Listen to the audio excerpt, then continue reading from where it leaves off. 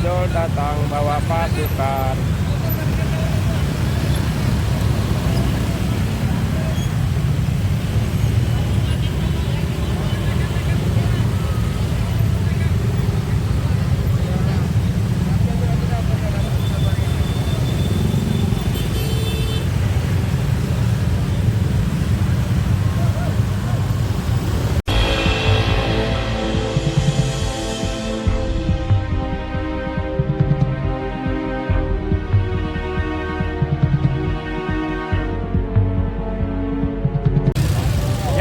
Dan saya KNH di Topik Gembel. Hari ini tanggal 26 September 2022. Saya berada di depan kantor Gubernur Kalimantan Timur. Saat ini ojol sedang mengadakan unras unjuk rasa. Begitu panjangnya. Oh, ojol kita panjang sekali. Ah ya. Panjang sekali sampai sana tuh, panjang sana. Oh, mantap. Monitor. Terima kasih kawan media, terima kasih kawan media dari kami. Dari mana? Dari ojol. Oke. Terima kasih kawan-kawan sekalian yang telah memberikan semangatnya dan telah meluangkan juga waktunya untuk hadir. Kembali si Topik Gembel dengan Kapolresta Samarinda, dan inilah Kapolresta yang murah senyum. Setiap demo tidak pernah marah beliau nih, bahkan pendemo dirangkul, dipeluk, disayang. Contoh Kapolresta untuk di seluruh Indonesia, demo damai dengan Kapolresta Samarinda Pak Ari.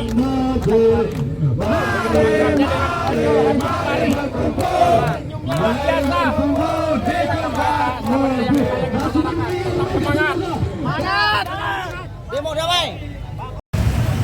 Inilah kehadiran ojek online di depan kantor Gubernur Kalimantan Timur pada hari ini. Pada pagi hari ini mereka akan mengadakan unras unjuk rasa.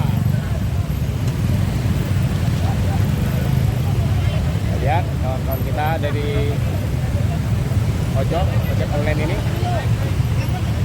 cukup panjang.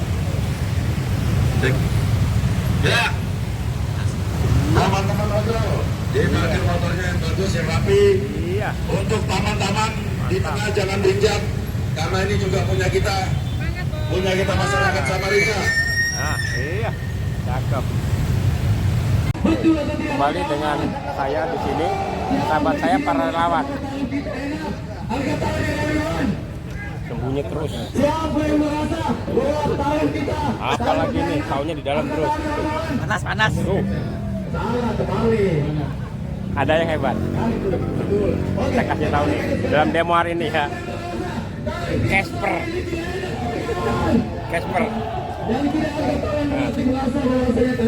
Kawan-kawanku ini dia dan sigap di relawannya dia, kemanusiaannya ini. Jadi kebencanaan, demo apapun, dia sigap, siap. Oh, luar biasa. Dan ini pun kita tetap semangat. Kita, unek-unek kita, keluh kesah kita kepada pemerintah. Dalam hal ini karena kita tidak bisa ke Jakarta, kita hanya bisa ke Kalimantan Timur, dan kebetulan kantor gubernur kita ada di kota Samarinda. Betul atau tidak kawan-kawan? Artinya mohon kepada pemangku kebijakan, mohon Bapak Insanul Gubernur Kalimantan Timur, tolong dengarkan keluh kesah kami ojek online Kalimantan Timur. Sakit Pak, sakit, kami sakit. Dengarkan Pak, dengarkan. Kami sudah selama ini memendam perasaan keluh kesah kami, memendam luka mendalam kami. Artinya pengusaha aplikasi tidak memperjuangkan, tidak memberikan kesejahteraan bagi mitra dan pekerja. Betul atau tidak kawan-kawan? Betul tidak kawan-kawan? Artinya kita meminta kepada Gubernur Kalimantan Timur selaku bapak kita, selaku orang tua kita, selaku yang punya pemegang kepentingan dan juga mengambil kebijakan di Kalimantan Timur maupun daerah untuk menetapkan aturan terkait pengantaran barang dan makanan bagi pengemudi ojek online agar terciptanya aturan dan tarif yang jelas bagi pengemudi ojek online untuk mendapatkan penghasilan yang layak akibat dampak dari kenaikan BBM, kawan-kawan. Betul atau tidak, kawan-kawan? Betul. Jadi sekedar informasi kepada Bapak Gubernur, kepada pemerintah Provinsi Kalimantan Timur, selama ini yang diatur hanya tarif transportasi pengantaran manusia saja. Betul atau tidak, kawan-kawan? Betul atau tidak, kawan-kawan? Betul. Tapi selama ini kita ngantar barang, kita ngantar makanan, kita belikan bahan-bahan apapun kepada customer, kepada masyarakat Kalimantan Timur, tidak ada penetapan tarif yang jelas. Betul atau tidak, kawan-kawan? Betul atau tidak, kawan-kawan? Artinya ada kekosongan hukum, ada tindakan lalai. Pemerintah tidak menganggap bahwasanya ekosistem kita, pemerintah tidak menganggap bahwasanya keberadaan kita selama ini dalam satu kesatuan sebagai ojek online. Betul atau tidak, kawan-kawan? Ditambah lagi, yang pertama, baru-baru saja kita mendengar kebijakan, mendapatkan kebijakan penetapan kenaikan bahan bakar minyak bersubsidi, yang mana itu memberatkan kita, kawan-kawan. Betul atau tidak? Betul. Betul atau tidak? Bos.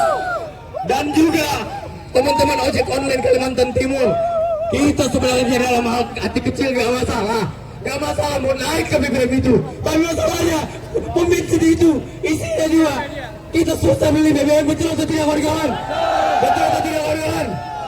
Dan ditambah lagi yang kedua, lagi orasi, BBM itu menyebabkan juga BBM kenaikannya 30%, kawan-kawan. 30% kenaikannya. Sedangkan kenaikan tarif layanan barang dan makanan ada yang hanya 10%, bahkan 5%. Betul atau tidak, kawan-kawan?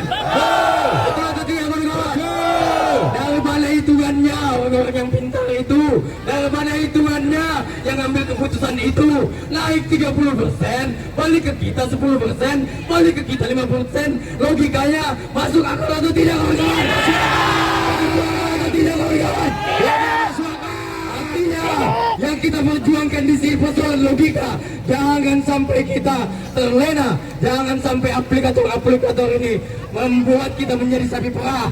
Mentang-mentang di sini ojek online sudah menjadi profesi utama kita, kita diperlakukan semena-mena. Tidak bisa, tidak bisa. Kita katakan tidak bisa, tidak bisa, tidak bisa, tidak bisa. Yang kedua, kalau kita meminta adanya payung hukum yang jelas bagi ojek online di seluruh Indonesia, berupa undang-undang supaya status hukum kita sebagai profesi ojek online jelas di mata hukum, jelas di mata masyarakat. Betul atau tidak, kawan-kawan? Betul. Betul atau tidak, kawan-kawan? Betul.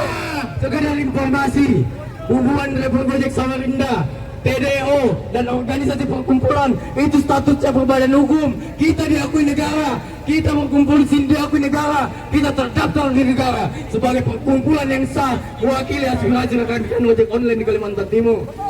Sedangkan kebalikannya, kita perkumpulan dia punya badan hukum, kita punya status hukum perkumpulan dia, tapi ternyata teman-teman, jadi potong dulu, ini lagi masih. Kasih semangat, lanjut, kawan-kawan. Datang ke sini kita menyampaikan aspirasi, tidak mau ngapa-ngapain, kita tidak bikin rusuh. Sepakat? Tidak. Kita sama-sama menjaga kondusivitas. Sepakat? Sepakat.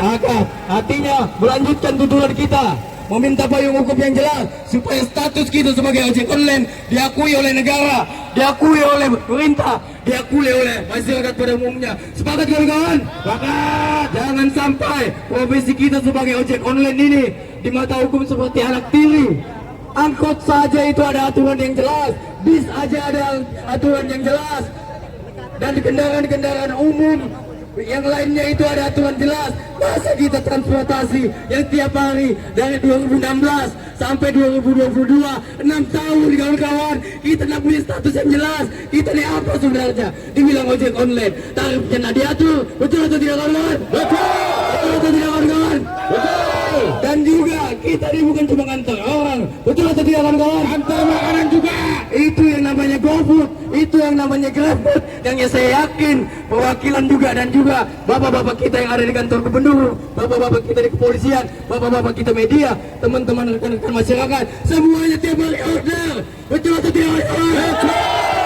Saya tiap hari digunakan, tiap hari dipakai, tiap hari di order. Status hukumnya tidak jelas, anak tiri atau bukan kawan-kawan? Bukan. Anak tiri atau bukan kawan-kawan?